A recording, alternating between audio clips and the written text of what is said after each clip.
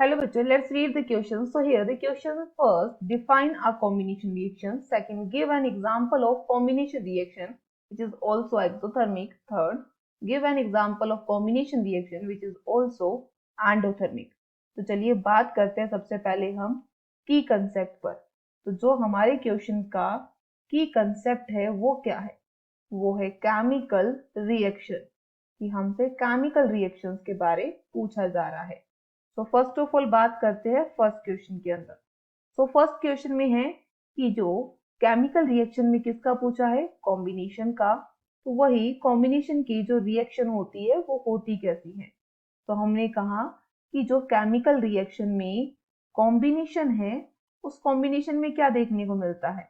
Combination में देखने को मिलता है कि जो दो रिएक्टेंट्स होते हैं, ये दोनों रिएक्टेंट्स क्या करते हैं? कंबाइन होते हैं। और कंबाइन होकर वो क्या बनाते हैं? प्रोडक्ट बनाते हैं। लाइक x प्लस वाई से क्या बन गया? x प्लस वाई से z बन जाता है, तो वो भी एक कॉम्बिनेशन है। अब बात करते हैं give an example of combination which is exothermic, यानी कि हीट रिलीज होनी चाहिए। तो हमें हीट रिलीज होने वाला दिखाना है। तो हमने कहा कैल्शियम ऑक्साइड के साथ अगर वाटर को क्या करते हैं?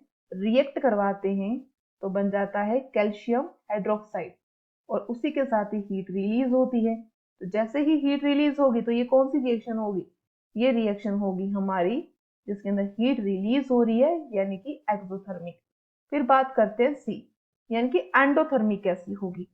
तो N2 यानी कि नाइट्रोजन किस फॉर्म में? गैस की फॉर्म में। O2 ऑक्सीजन किस फॉर्म में? गैस की फॉर्म में। उसी के साथ हीट को यूज किया जाएगा, जिससे क्या बनेगा? नाइट्रोजन मोनोऑक्साइड के 2 मॉलिक्यूल, ये गैस की फॉर्म में। तो यहाँ पर क्या है? यहाँ हीट यूज हो रही है।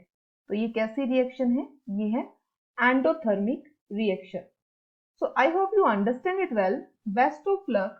Thank you.